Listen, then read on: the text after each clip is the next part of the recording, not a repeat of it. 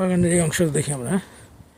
এই যে এখানে দেখা যাচ্ছে মাঠের মাঝখানে যেগুলো এসছে, মাঠের মাছ যেগুলো, এর বেশিরভাগ পটগুলোই ছিল ধার দিয়ে।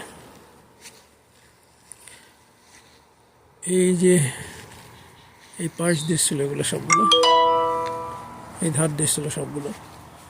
আস্তে আস্তে যখন এই গাছগুলো বড় হলো তখন এগুলোকে সরাই নেওয়া হয়েছে, এখান থেকে সরাই নেওয়া হয়েছে এই কারণেই, কারণ এখানে রোদ ছায়া পড়ে গেছে, তার মানে রোদ পাবে না গাছগুলো, তার জন্য জায়গা দেওয়ার জন্য এই পাশে চলে আসছে। আস্তে আস্তে মাঠ দখল করা শুরু করছে। তারপর এখানে অবশ্যই আরও কিছু নতুন পট এসেছে, এই ছোটো পটগুলো পরে যোগ হয়েছে। তো এই হলো এখানকার অবস্থা।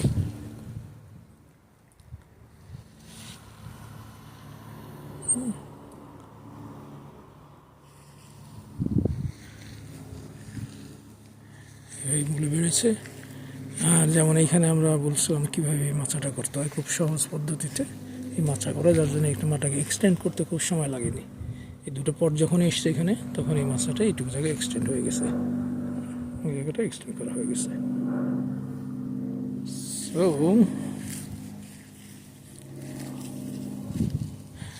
এই কোনায় এই দুটো হচ্ছে আমাদের মাঠ বাগান, আর সবগুলো হচ্ছে পট বাগান। এই কোনায় একটা মাঠ বাগান, আর ওই যে ওই কোনায় দেখা যাচ্ছে না, এইগুলো ফাঁকে পড়ে গেছে। এই যে ওই যে মাঠ বাগান, ঠিক আছে, এই দুটোই হচ্ছে আমাদের মাঠ বাগান, এই যে দুটো।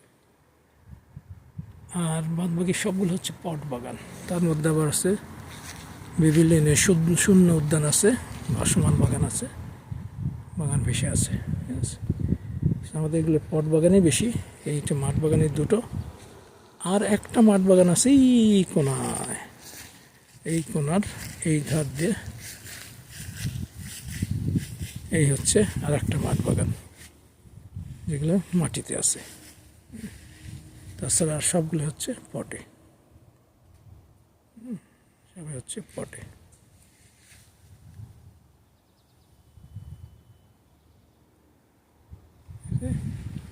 এই হলো আমাদের মাঠ বাগান, আর সবই হলো আমাদের পট বাগান। মাঠ আর পটে মিলে মোটামুটি মাশাআল্লাহ বাগান বলা যায় খারাপ হয়নি। সেই ছোট্ট এই মাঠের মধ্যে একটা পট আসছে, ওইখানে একটা পট, এধারে একটা পট, না এখানে আর পট না, এখানে সবাই মাঠ, এখানে সবাই মাঠ। লাউটা মাঠে লাগানো, মানে মাটিতে লাগানো।